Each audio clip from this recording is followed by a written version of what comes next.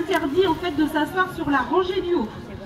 Donc s'il vous plaît, respectez-le bien, c'est encore une fois pour votre sécurité, puisqu'on sera quand même dans votre dos, donc on ne sait jamais.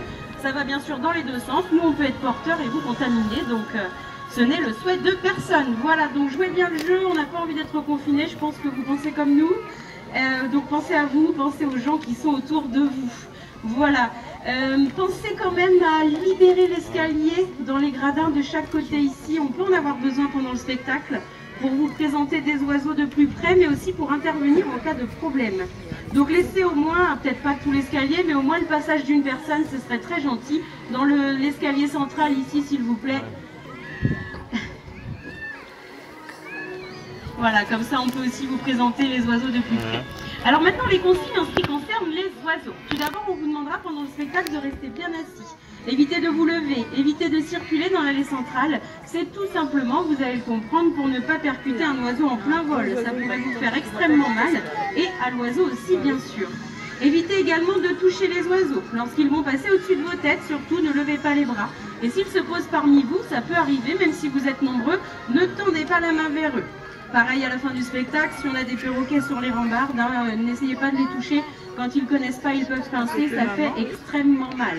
Donc vous pouvez avoir la réaction d'un oiseau qui se sent agressé et qui veut se défendre par un coup de bec ou un coup de patte. Donc croyez-en, notre expérience, ça ne fait pas vraiment du bien. Dernière consigne, très importante, là-dessus on est un petit peu exigeant aussi, il va falloir cacher la nourriture. C'est pour cela que mon collègue surveille un petit peu dans les poussettes, c'est parce qu'on a des problèmes en ce moment avec les vautours et les poussettes. C'est un petit peu compliqué. Ils ont compris qu'il y avait de la nourriture de cacher dedans bien souvent. Donc dans les poussettes, ça ne fonctionne pas. L'idéal, c'est de cacher la nourriture dans un sac qui se ferme vraiment bien, comme un sac à dos. Si vraiment vous n'avez pas ce qu'il faut pour cacher votre nourriture, on peut aussi la cacher à la fauconnerie et on vous la redonne après le spectacle. Donc cachez bien tout ça, c'est vraiment très important pour la santé de nos oiseaux, mais aussi pour les mauvaises habitudes qu'ils peuvent prendre à cause de ça. Ça gâche complètement le travail que nous on fait avec eux, donc c'est vraiment dommage. Voilà, donc je vous remercie beaucoup pour votre compréhension et votre sérieux, et je vous souhaite maintenant un agréable spectacle. On va pouvoir commencer tout de suite en faisant un petit tour dans le monde de la nuit, avec un rapace nocturne. Voici Ulu, la chouette d'Octogramme. Mets ta sur maman. 4.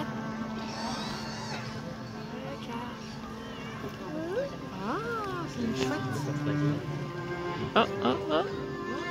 Alors vous l'avez peut-être déjà rencontrée dans la journée, puisqu'elle vit dans une volière en contrebas où elle adore faire la causette aux visiteurs. Alors restez bien assis, hein, surtout, même si vous vous trouvez un petit peu loin, vous inquiétez pas, les oiseaux vont bouger, vous allez pouvoir mieux les observer. Oui, c'est la chouette. Alors cette chouette, vous ne la rencontrerez pas en France, c'est un oiseau asiatique. Et la nôtre, eh bien, elle est née en Belgique, chez un autre fauconnier. Quand elle est arrivée chez nous, elle avait à peu près 1 mois et demi. On a donc continué son élevage à la main, c'était une grosse boule de duvet à l'époque, c'était très rigolo. Quand on voit d'anciennes photos aujourd'hui, on voit à quel point elle a changé. Et comme on l'a élevée à la main, elle est très proche de l'homme. Donc son apprentissage pour les spectacles a été très rapide. Et c'est aussi pour ça qu'elle parle énormément. Quand vous l'entendez chanter comme elle fait ici, ce n'est pas qu'elle est en train de râler, comme on peut l'entendre parfois. C'est juste qu'elle s'exprime, elle demande de l'attention auprès de son fauconnier, un petit peu comme un jeune oiseau uni qui appelle ses parents. C'est un petit peu la même chose. Vous avez vu les oiseaux?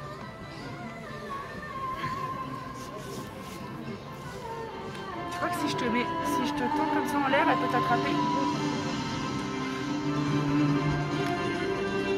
Une Lulu très motivée. C'est parfois difficile de capter l'attention des rapaces nocturnes qui ont les sens très développés. Donc on a toujours un peu peur quand les gradins sont pleins qu'il y ait un petit brouhaha qui empêche que nous, on puisse capter son attention. Mais aujourd'hui, elle est vraiment très intéressée, très motivée. Alors c'est aussi l'occasion de vous parler de la différence entre chouette et hibou. Contrairement à ce que l'on pense quand on est petit, la chouette n'est pas la femelle du hibou. Ah, Madame la cigogne.